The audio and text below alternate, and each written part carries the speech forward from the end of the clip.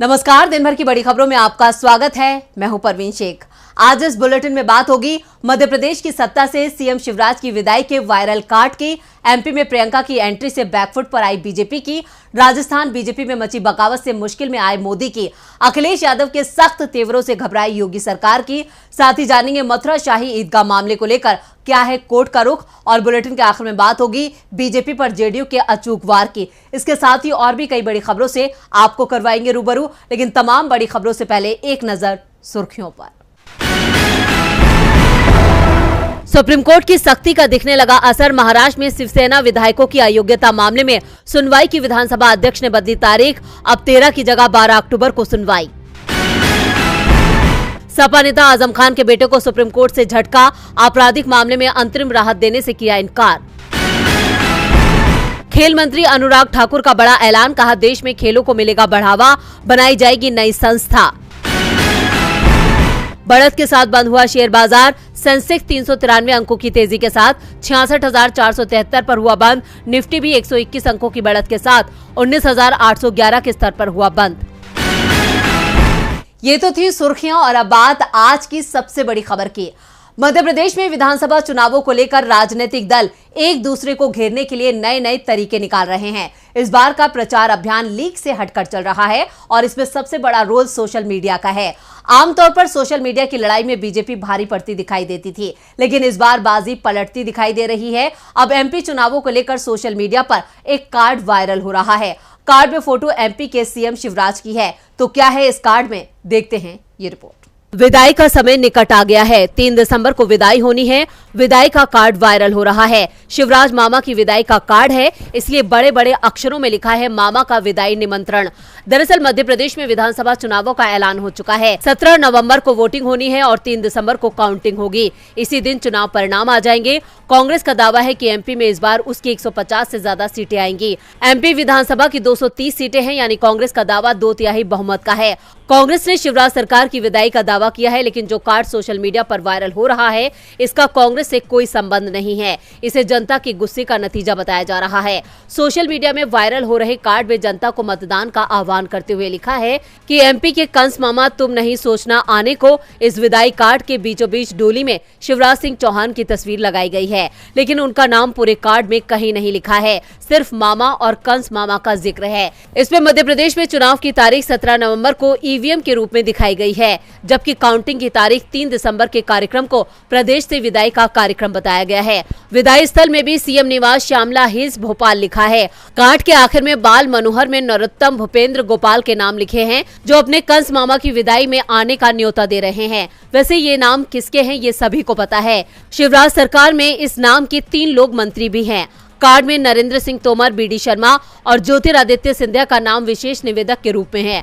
वैसे कांग्रेस ने साफ कर दिया है कि ये कार्ड प्रदेश की जनता की ओर से है, जो मामा की विदाई चाहती है, और ये कार्ड प्रदेश की जनता के गुस्से का नतीजा है। शिवराज सिंह चौहान की सत्ता जाने वाली है। इधर कांग्रेस दावा कर रही है कि वो सत्ता में आने वाली है। दावा तो प्रियंका गांधी ने भी एमपी की धरती से कर दिया है कि जब कांग्रेस की सरकार आएगी तो जातीय जनगणना जरूर होगी। अब एक बार फिर प्रियंका गांधी 12 अक्टूबर को एमपी के दौरे पर हैं। क्या है पूरी खबर, देखते हैं ये रिपोर्ट। मध्य प्रदेश में चुनाव की तारीखों का ऐलान होते ही कांग्रेस के दिग्गज नेताओं ने कमान संभाल ली है। एक तरफ 10 अक्टूबर को जहां राहुल गांधी एमपी के शहडोल में पहुंचे थे और बीजेपी से लेकर पीएम मोदी पर जमकर निशाना साधा था, तो वहीं दूसरी तरफ 12 अक्टूबर को 12 बजे कांग्रेस महासचिव प्रियंका गांधी वाड्रा मंडला में एक सार्वजनिक रैली को संबोधित करने के लिए पूरी तरह से तैयार दिख रही है। रैली को लेकर कांग्रेस की तरफ से तैयारी जोर शोर से चल रही है। कांग्रेस की तरफ से प्रियंका की रैली में लाखों लोगों के पहुंचने का दावा भी किया जा रहा है, जिससे बीजेपी खेमे में हड़कंप मचा हुआ है। इस बीच एमपी कांग्रेस की तरफ से कहा गया है कि 20 मार्च 2020 का हिसाब चुकता करने का वक्त आ गया है। बता दें कि शहडोल में राहुल ने जाति जनगणना का दांव खेलकर बीजेपी को परेशानी में डाल दिया है।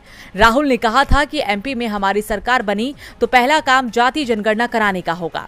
ऐसे में ठीक एक दिन बाद प्रियंका की रैली से बीजेपी हैरान है। यहाँ ये कहना गलत नहीं होगा कि एमपी बीजेपी में कुछ भी ठीक नहीं चल रहा है। गुटबाजी से लेकर अंदरूनी बगावत ने पहले से ही बीजेपी आलाकमान की परेशानी को बढ़ा रखा है। जहाँ कांग्रेस के दिग्गज चुनावी मैदान में उतरे हुए हैं, तो वहीं इसी बीच शिवराज सिंह चौहान ऋषिकेश में दिखाई दिए हैं, जिससे हर कोई हैरान है। एमपी में प्रियंका की एंट्री से बीजेपी बैकफुट पर है तो राजस्थान में भी बीजेपी फिलहाल बैकफुट पर नजर आ रही है। बीजेपी ने 25 नवंबर को होने वाले राजस्थान विधानसभा चुनाव के लिए जैसे ही अपनी पहली सूची जारी की, वैसे ही निराश उम्मीदवारों ने जगह जगह पर विरोध प्रदर्शन शुरू कर दिया, जिससे राज्य इकाई में गुटबाजी खुलकर सामने आ गई है। बढ़ते विरोध से बीजेपी आलाकमान भी चिंता में है। क्या है पूरी खबर, देखते हैं ये रिपोर्ट। राजस्थान बीजेपी ने जैसे ही 41 प्रत्याशियों के नाम का ऐलान किया, वैसे ही राज्य में पार्टी के खिलाफ कार्यकर्ताओं और नेताओं का गुस्सा फूट पड़ा। बीजेपी की पहली सूची में अजमेर से सांसद भगीरथ चौधरी को किशनगढ़ विधानसभा से मैदान में उतारा है, जबकि बीजेपी नेता विकास चौधरी यहां से टिकट की उम्मीद लगाए बैठे हुए थे। अपना नाम काटे जाने की वजह से विकास काफी दुखी हैं। मंगलवार को उन्होंने अपने समर्थकों से मुलाकात की और उनके सामने वो भावुक हो गए। विकास की आंखों से आंसू बहने लगे। कार्यकर्ताओं को संबोधित करते हुए विकास चौधरी ने कहा, पिछला चुनाव हारने के बाद बीते 5 साल में मैं जनता के बीच रहकर पार्टी के लिए काम कर रहा हूं, मगर मुझे टिकट नहीं देकर मेरा राजनीतिक करियर खत्म कर दिया गया है। अब उन्होंने निर्दलीय चुनाव लड़ने का ऐलान कर दिया है, जिससे बीजेपी की किशनगढ़ में मुश्किलें बढ़ गई हैं। विकास चौधरी की तरह ही पूर्व विधायक अनीता गुर्जर ने आरोप लगाया कि उन्हें भरतपुर से टिकट नहीं दिया गया क्योंकि वो मुख्यमंत्री वसुंधरा राजे के गुट से हैं। भरतपुर शहर विधानसभा से टिकट कटने से नाराज अनीता ने अपने फेसबुक पेज पर अपनी नाराजगी जाहिर की। बीजेपी ने भरतपुर से जवाहर सिंह बेडम को अपना प्रत्याशी घोषित किया है। वहीं वसुंधरा राज्य सरकार में मंत्री रहे राजपाल सिंह शेखावत को भी मैदान में नहीं उतारा गया है। इससे नाराज उनके समर्थक सोमवार रात को वसुंधरा राजे के बंगले पर जमा हो गए थे। बताया जा रहा है कि शेखावत ने भी वसुंधरा से मुलाकात की है। कई पार्षद उनके समर्थन में इस्तीफा देने की धमकी दे रहे हैं। वसुंधरा राजे के कट्टर समर्थक और उनकी सरकार में परिवहन मंत्री रहे रोहिताश शर्मा बानसूर से टिकट मांग रहे थे। फिलहाल वो बीजेपी से निष्कासित हैं। उन्होंने निर्दलीय उम्मीदवार के तौर पर चुनाव लड़ने का ऐलान किया है। पूर्व विधायक मास्टर मामन सिंह यादव ने मंगलवार को तिजारा में महापंचायत बुलाकर कहा कि सर्वे के आधार पर उनका नाम फाइनल हुआ है और केंद्रीय कमेटी ने उन्हें टिकट देने का आश्वासन भी दिया है। हालांकि सोमवार को पार्टी ने बाबा बालकनाथ को उम्मीदवार घोषित कर दिया। टिकट नहीं मिलने से नाराज यादव ने कहा कि बाबा बालकनाथ को हर बूथ से सिर्फ एक टिकट मिलना चाहिए और वो भी उनकी हैसियत के लिए। उन्होंने कहा कि पूरे तिजारा क्षेत्र में उन्हें कोई वोट नहीं मिलना चाहिए, बिल्कुल नहीं। चौतरफा विरोध को देखते हुए बीजेपी ने केंद्रीय मंत्री कैलाश चौधरी के नेतृत्व में एक कमेटी बनाई है, जिसमें कई वरिष्ठ नेता शामिल हैं, जो नाराज नेताओं को मनाने की कोशिश करेंगे।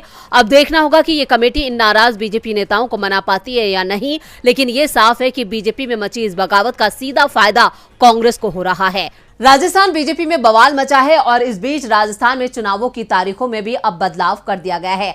अब राजस्थान में 23 नवंबर की जगह 25 नवंबर को वोटिंग होगी।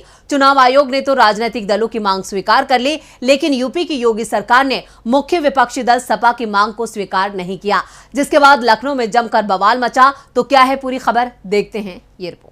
समाजवादी पार्टी के प्रमुख अखिलेश यादव लोक नायक जयप्रकाश नारायण की जयंती पर JPINC कार्यक्रम में पहुंचे थे, लेकिन अखिलेश के पहुंचने पर पुलिस ने उन्हें अनुमति नहीं होने का हवाला दिया और अंदर जाने से रोकने की भी कोशिश की। पुलिस ने अखिलेश को रोकने के लिए JPNIC के गेट पर ताला लगा दिया, जिसके बाद सेंटर के गेट पर सपा कार्यकर्ता धरने पर बैठ गए। वहीं गेट को फांदकर कोई भीतर ना जा सके, इसके लिए एक दिन पहले ही लोहे की चादर लगवा दी गई थी। जयप्रकाश नारायण की जयंती पर JPNIC का गेट बंद किए जाने से नाराज सपा के राष्ट्रीय अध्यक्ष अखिलेश यादव 8 फीट का गेट फांदकर भीतर प्रवेश कर गए और जयप्रकाश नारायण की मूर्ति पर माल्यार्पण किया। अखिलेश का JPNIC के अंदर जाने का वीडियो तेजी से सोशल मीडिया पर वायरल हो गया। हमेशा की तरह बीजेपी ने तुरंत इस घटना को लपक लिया। यूपी के डिप्टी सीएम ब्रजेश पाठक ने कहा, अगर सपा के राष्ट्रीय अध्यक्ष इतना अच्छा कूदना जानते हैं तो उन्हें एशियन गेम्स में जाकर भारत के लिए कुछ और मेडल लाने पर काम करना चाहिए। इस बीच सपा मुखिया के खिलाफ मुकदमा दर्ज करने की तैयारी किए जाने पर सपा सांसद डिंपल यादव ने कहा, ये सरकार हमेशा अन्याय और लोगों पर गलत मुकदमे करती है। प्राधिकरण वाले नहीं चाहते थे कि JP नारायण जी को सम्मान मिले, ये पूरी प्रक्रिया इसी मंशा से की गई है। शांत स्वभाव के अखिलेश यादव के इन तेवरों को देखकर हर कोई हैरान है। हैरान तो आज हाईकोर्ट ने भी मथुरा विवाद मामले में कर दिया। मथुरा में श्री कृष्ण जन्मभूमि और शाही ईदगाह विवाद मामले में हिंदू पक्ष को कोर्ट से बड़ा झटका लगा है। इलाहाबाद हाईकोर्ट ने श्री कृष्ण जन्मभूमि से जुड़ी जमीन पर बड़ा फैसला दिया है। तो क्या है कोर्ट का फैसला, देखते हैं ये रिपोर्ट। इलाहाबाद हाईकोर्ट ने बुधवार को मथुरा श्री कृष्ण जन्मभूमि मामले में सुनवाई की।